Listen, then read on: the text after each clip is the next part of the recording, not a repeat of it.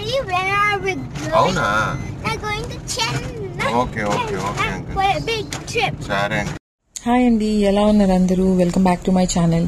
So చూసారు కదా, దేవ్య చెప్తుంది చెన్నై అని ట్రిప్కి వెళ్తున్నామని చాలా హ్యాపీగా ఫీల్ అవుతుంది. బట్ యాక్చువల్గా అయితే ట్రిప్ కాదండి ఇక్కడ. సో విహాన్కి డెంటల్ ఇష్యూస్ స్టార్ట్ అయ్యాయి అనమాట 14th month అప్పటి నుంచి. సో కొంచెం డెంటిస్ట్ని మీట్ అవ్వడం కోసం వెళ్తున్నాము. అపాయింట్మెంట్ తీసుకున్నాము చెన్నైలో డాక్టర్ దగ్గర. సో దానికోసం వెళ్తున్నాము. బట్ ఏంటంటే బయటికి వెళ్తున్నాం కదా, సో అందుకని ట్రిప్ లాగా ఫీల్ అవుతున్నారు ఇద్దరు. సో మాకు కూడా కొంచెం ట్రిప్ లాగా అనిపించింది కానీ బట్ లోపల మాత్రం కొంచెం టెన్షన్ అట్లా ఉండింది అనమాట. సో డెంటల్ ఇష్యూస్ ఏంటి ఇంత చిన్నపిల్లాడికి అనుకుంటున్నారు కదా.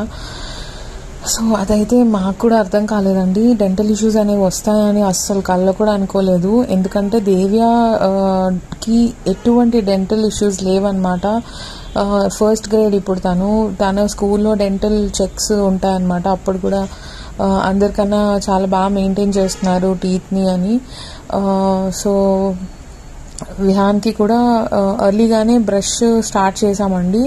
బట్ ఏంటంటే కొద్ది రోజుల తర్వాత బ్రష్ చేయడం కొంచెం ఇష్టం లేకుండా ఏడుస్తూ అట్లా ఉన్నాడనమాట. సో మేబీ బ్రష్ చేయడం వాడికి నచ్చట్లేదేమో, మేబీ పేస్ట్ నచ్చట్లేదేమో అని అనుకున్నాము. సో ఇప్పటికీ ఈ డెంటల్ ఇష్యూస్ అనేవి ఎప్పుడు స్టార్ట్ అయ్యాయంటే ఆల్మోస్ట్ 14 months కంప్లీట్ అయిపోయిందండి. అప్పటికి విహాన్కి పైన 4 teeth వచ్చాయి, కింద 2 వచ్చాయి అనమాట. మొత్తం 6 teeth ఉన్నంత వరకు అయితే ఎటువంటి ఇష్యూస్ లేవు.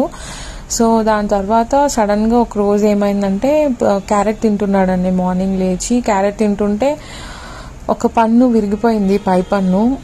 సో ఏం అర్థం అవ్వలేదు, షాక్ అయ్యామన్నమాట. పన్ను ఇరిగిపోవడం ఏంటి, అంత గట్టిగా ఉంటుంది, దెబ్బ తగలేదు, ఏం లేదు, పన్ను ఎలా ఇరిగిపోయిందా అని కొంచెం భయం వేసి ఇంట్లో వాళ్ళందరినీ అడిగితే అమ్మమ్మ వాళ్ళు అందరు ఏమన్నారంటే ఎక్కడైనా పడుంటాడు, అదురుంటుంది, వాడు కూడా అప్పుడు పెయిన్ రాలేదేమో, ఏడవలేదేమో, లేకపోతే పన్ను అయితే ఇరిగిపోదు. సో అది కాకుండా పాల పళ్ళు కదా, అంత గట్టిగా రావు కొంతమందికి, ఏం అవ్వదు, ఎక్కువ టెన్షన్ అయితే తీసుకోకండి అన్నారు. సో మేము కూడా పెద్ద పట్టించుకోలేదు. దాని తర్వాత కాసేపు నవ్వుకున్నాం అనమాట. ఏంట్రా వీడికి క్యారెట్ తింటుంటే పన్ను ఇరిగిపోవడం ఏంట్రా అని నిజంగా నవ్వుకున్నాము. సో ఎందుకంటే వాడు కూడా విహాన్ కూడా ఎక్కువ ఏడవలేదన్నమాట. ఊకే ఒక సెకండ్ అన్నాడు, అంతే ఆపేశాడు. సో మాకు కూడా నిజంగా అట్లా ఇప్పుడే విరిగితే పెయిన్ వస్తుంది కదా, మేబీ ఇంకెప్పుడైనా తగిలిందేమో, ఇది క్యారెట్ కొరకడం వల్ల ఊడిపోయిందేమో అని అనుకుని పట్టించుకోలేదండి. సో అది అయిన ఒక కొన్ని రోజుల తర్వాత మేము ఇంట్లో కోవిడ్తో ఎఫెక్ట్ అయ్యామన్నమాట. మాకు కోవిడ్ వచ్చింది. సో కోవిడ్ వచ్చినప్పుడు డెంటల్ హెల్త్ని, హైజీన్ని మేము అంత ఎక్కువ పాటించలేదు విహాన్కి. అంటే అంత ఓపిక ఉండేది కాదనమాట. సో అంత ఎక్కువ పాటించలేదు, డే బై డే బ్రష్ చేయించేవాళ్ళము.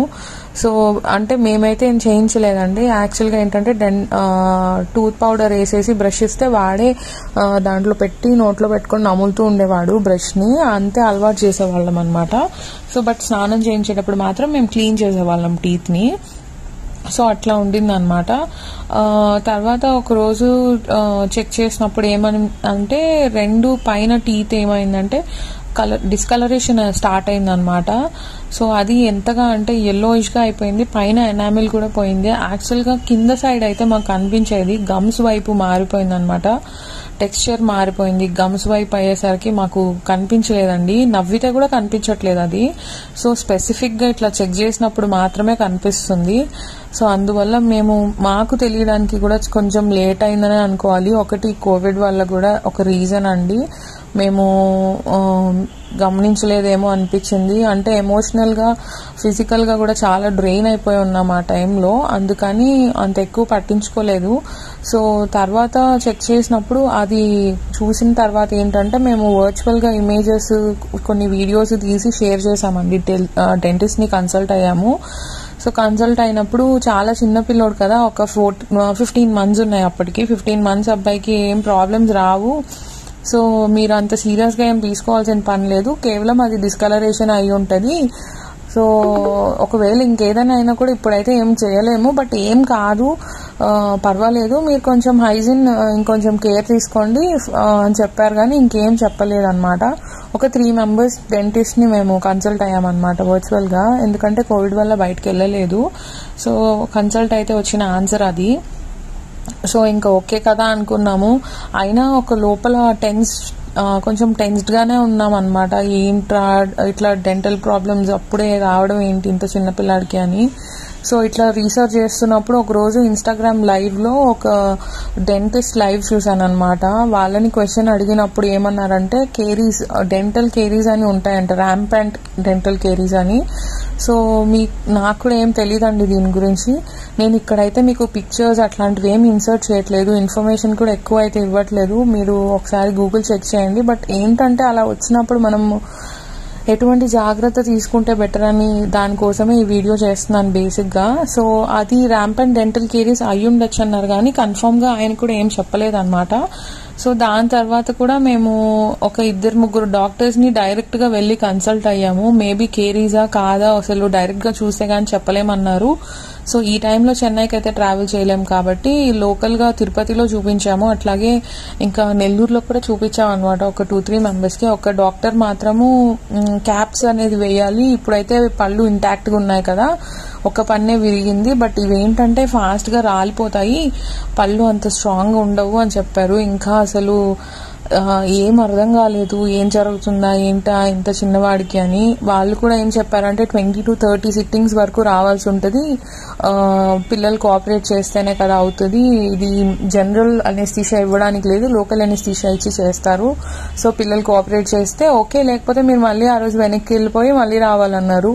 అసలే కోవిడ్ టైంలో పిల్లల్ని అన్నిసార్లు, అది కూడా డెంటల్ హాస్పిటల్స్కి తీసుకెళ్లడం, అది కాకుండా 15 months పిల్లవాడికి ఎలా చేయించాలా అని ఒక టెన్షన్ అనమాట. సో వద్దు అని ఇంకా చాలా మందిని అడుగుతూ ఇంకొంచెం ఎక్స్పీరియన్స్ డాక్టర్ని కలుద్దామని చెప్పి వేరే డాక్టర్ని కలిసాము. ఆయన ఏం కాదనేసరికి ఆయనతో మాట్లాడాక కొంచెం కూల్ అయ్యామన్నమాట. సో ఇంటికి వచ్చేసాము మంచిగా. ఒక 3 days తర్వాత 4th teeth కూడా ఎఫెక్ట్ అవ్వడం స్టార్ట్ అయింది. సో ఇంక ఇలా కాదని చెన్నైలో సర్వణ కుమార్ అనే డాక్టర్ అనమాట, ఆయన్ని కాల్ చేసి ఆయనతో మాట్లాడి ఒక అపాయింట్మెంట్ తీసుకొని ఇంకా నెక్స్ట్ డేకి వెళ్ళిపోయాము చెన్నైకి. వెళ్తే ఆయన మాత్రం ఫస్ట్ నుంచి కూడా SDF అప్లికేషన్ అనేది చేస్తే డెంటల్ కేరీస్ అనేవి ఎక్కువ అవ్వకుండా అంతటితో అరెస్ట్ అయిపోతుంది, డికే అవ్వవు టీత్ అని చెప్పారనమాట. సో ఇక్కడ లోకల్గా చాలా మందిని అడిగాము, SDF అప్లై చేస్తారా అంటే, ఇంత చిన్న పిల్లవాడికి ఎందుకండి, పాలపళ్ళు కదా అవే ఊడిపోతాయి, ఏం కాదు అని చెప్పారు. సో ఏం కాదన్నట్టే ఉన్నామన్నమాట, అంత ఐడియా లేదు కాబట్టి. సో ఆ డాక్టర్ గారు మాత్రము SDF అప్లై చేస్తామండి, చేస్తే టీత్ అయితే బ్లాక్ అవుతుంది, బట్ డికే అయితే అంతటితో అరెస్ట్ అయిపోతుంది, డికే అవ్వవు ఇంకా టీత్ ఫ్యూచర్లో. 6 months తర్వాత చెకప్కి రమ్మన్నారు అనమాట. సో మేము టీత్ బ్లాక్ అయినా పర్వాలేదు, నో ప్రాబ్లం అనుకొని సో SDF అనేది అప్లై చేయించాము. ఆ రోజు అది పెయిన్లెస్ ప్రొసీజర్ అండి. యూట్యూబ్లో చాలా వీడియోస్ ఉన్నాయి, మీరు చెక్ చేయండి ఒకవేళ ఎవరికైనా అవసరం అయితే. సో జస్ట్ 10 to 15 seconds పని, పిల్లలు కోఆపరేట్ చేస్తే. కానీ చిన్నోడు కాబట్టి మాకు కొంచెం టైం పట్టింది. అండ్ ఆ రోజు మొత్తం ఏడుస్తూనే ఉన్నాడండి 6 to 7 hours. సో ఫుడ్ అయితే ఏం తీసుకోలేదు, బట్ ఏం టెన్షన్ పడాల్సిన అవసరం అయితే ఏం లేదు. 2 days తర్వాత విహాన్ చాలా బాగున్నాడు, బ్రష్ స్టార్ట్ చేశాడు, ఫుడ్ బాగా తింటున్నాడు. అంతకుముందు ఏంటంటే ఫ్రంట్ టీత్ కొరికేవాడు కాదనమాట. సో ఇప్పుడైతే బాగున్నాడు. సో ఎవరైనా సరే డెంటల్ ఇష్యూస్ ఉంటే మాత్రం అంత లైట్గా తీసుకోకండి. హోప్ ఈ వీడియో ఎవరికో ఒకరికి హెల్ప్ఫుల్ అవుతుంది. సో ఏంటంటే ఎవరం కూడా ఎక్స్పెక్ట్ చేయం కదా చిన్నపిల్లలకి అంత ఫాస్ట్గా డెంటల్ ఇష్యూస్ అనేవి స్టార్ట్ అవుతాయని. సో ఇక్కడ చూసినట్లయితే నెక్స్ట్ 3rd day అండి, మేము SDF అప్లై చేయించిన 3rd dayకి video. So he was so happy. But food అయితే అంత ఫాస్ట్గా ఎక్కువ అయితే ఏం తినలేదు, బట్ 2 days తర్వాత నుంచి కొంచెం మినిమం ఫుడ్ అయితే తీసుకున్నాడండి. సో తర్వాత పళ్ళు కూడా పెయిన్గా అట్లా ఏం ఫీల్ అవ్వలేదు. మేమే ఆశ్చర్యపోయామన్నమాట, అంతకుముందు వరకు బ్రష్ చేయడానికి కొంచెం బాధ పెట్టేవాడు. సో దాని తర్వాత తనే బ్రష్ చేసేవాడు అనమాట. మేము టూత్ పౌడర్ ప్లేట్లో పెట్టిచ్చేస్తే తన పాటికి తానే తీసుకొని బ్రష్ చేస్తున్నాడు. అండ్ మమ్మల్ని టచ్ కూడా చేయనిస్తున్నాడు. సో అది పెయిన్ కూడా ఉంటుందంట అండి. మీకు ఎవరికైనా దాని గురించి ఎక్కువ ఇన్ఫర్మేషన్ కావాలంటే మాత్రం మీరు గూగుల్లో సెర్చ్ చేయండి. నేనైతే ఇక్కడ డాక్టర్ నేమ్ అది కూడా మెన్షన్ చేస్తాను డిస్క్రిప్షన్ బాక్స్లో, ఒకవేళ ఎవరికైనా యూజ్ అవుతుంది అన్న ఒక ఉద్దేశంతో. ఐ హోప్ ఈ వీడియో ఎంతో కొంత హెల్ప్ఫుల్ అవుతుంది అనుకుంటున్నాను అండి. Thank you so much for watching.